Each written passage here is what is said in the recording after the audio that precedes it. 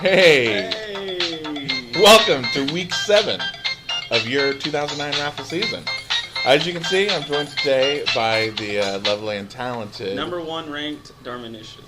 Yeah, that's right. The number 1, still number 1 Amazing ranked. how that sounds. Yeah, it's great. And I'm sure you're going to enjoy today. So let's get through... Let's get going.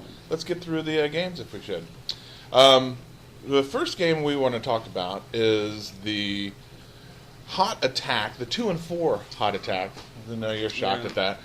Versus the 2-4 W's. Now, I know that you're thinking, hey, Chris, both these guys are ranked 2-4. So they got to be close matchup. But it's not. It's really not. Because to be honest with you, the W's have phoned this season in. It's a fire sale, I think, at this point. You know, if there's anything on that carcass left to pick, to be honest with you. So we're gonna, I'm gonna give a thumbs down to the W's this week. I don't like the W's. No. I put your money on the Hot Attack. That's what I say. From what I'm looking at it, I see Peyton Manning outscoring the W's as a whole. There you go. And by 4 o'clock, I just received a Twitter. OJ Cinco says, big win by the Hot Attack. There you go. There you go.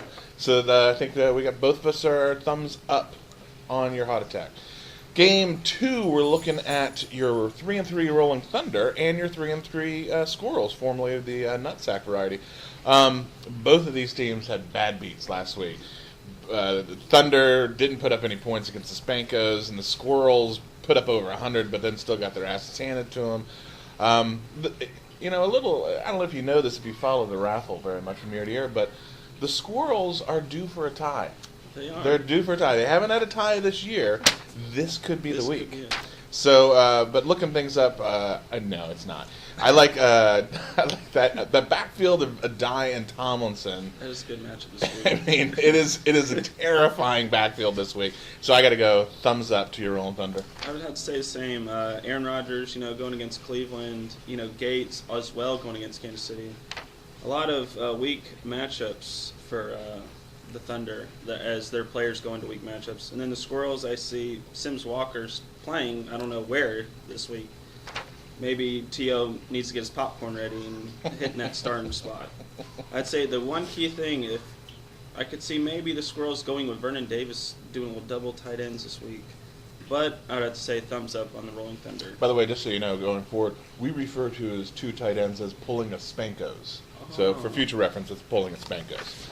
Speaking of pulling a Spankos, let's look at the third game, which doesn't have anything to do with the Spankos, actually. It's the 5-1 Dharma Initiative, taking on the 3-3, surprisingly, I would have to say classified 3-3.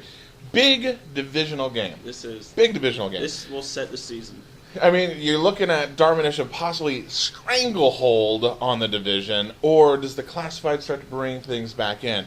Another game we're going to look at here in a minute is the Kurt and Llamas matchup. Mm-hmm. I mean, these two games are really going to kind of set the tone.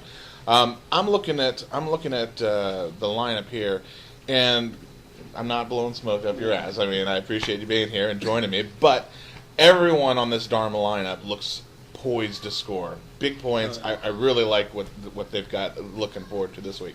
Conversely, on the classified side, I'm not sure they know there's a game this week. So I don't think D'Angelo Williams nor Carson Palmer are going to be able to put up the points that they would need to pull off a victory this week. I'm going thumbs down classified. Give it to the Dharma boys. I would have to say, like last week, I was kind of surprised as far as scoring the points I did without really getting any touchdown production other than my quarterback. Not to toot your own horn or anything, of course not. Of course not. No. And then look classified like I was seeing that D'Angelo Williams apparently is the number 1 rusher to be starting this week against the worst running team in Buffalo. But I think Delhomme, this is where him and Steve Smith get back on the page. They used to, and they score big. Against the Mighty Bills? Yeah, because no one circles the bandwagon.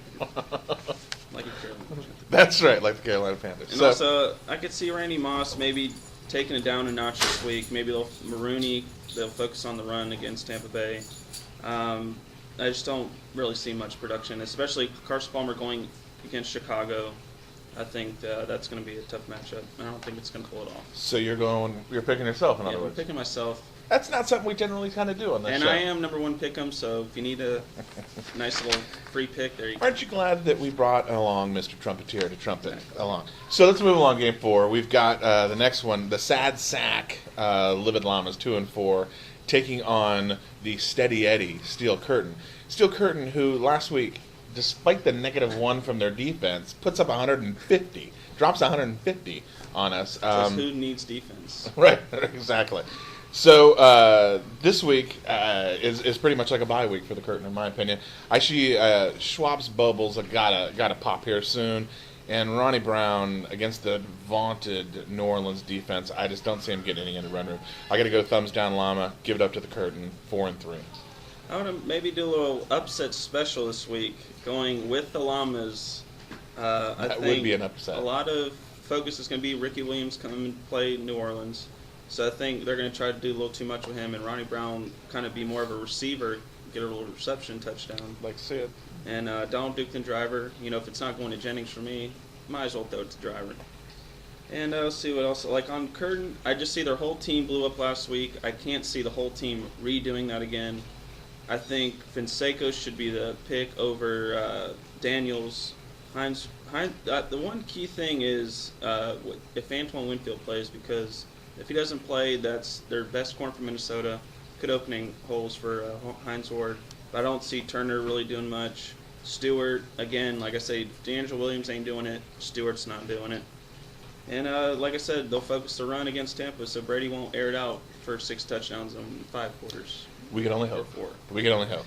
I like the cut of your jib on that one. So I'm going to go with Lemon Llamas to stay in division contention. There's your win. Upset special. And, because of that, I'll let you eat dinner tonight. Yeah. So, there you have it. That leaves just one game. That's right.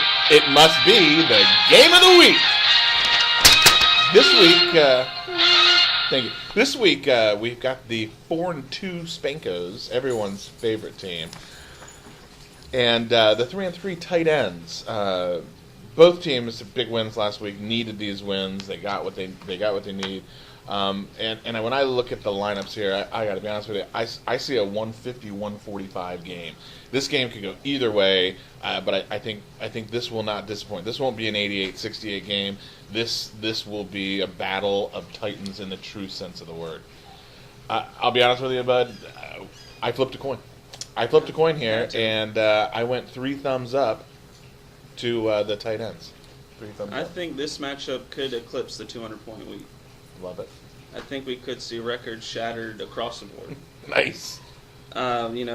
Rivers against Kansas City.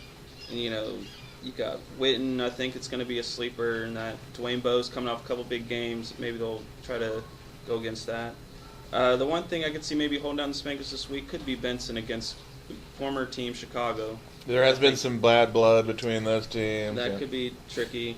And then the Marshawn Lynch, I'm not so sure how that's going to work, but I think everybody else is going to go crazy, especially Franklin Baines. So I'll have to go as well to the tight ends. To the tight ends. There you go. So those are your picks. I hope you enjoyed them. I hope you enjoyed our guest star. Hope you enjoyed. Good to have me. I hope you enjoyed Benny in the background there, enjoying a little lizard hunt. Poolside. Maybe a team won't get poleaxed like your Lightning or your Canes. Thank you. I tried to get through the recap without mentioning that, so I appreciate you pulling that in at the last minute. So that's what fantasy football is all about. Coming off your college football. It's about picking on someone's college football loss and home hockey loss. And then, hopefully your fantasy football team, and then you forget about it. You just move on. How'd you like that beer coffee? Not so much. Not so much, yeah. All right, guys, have a fabulous week. Good luck, and we're out.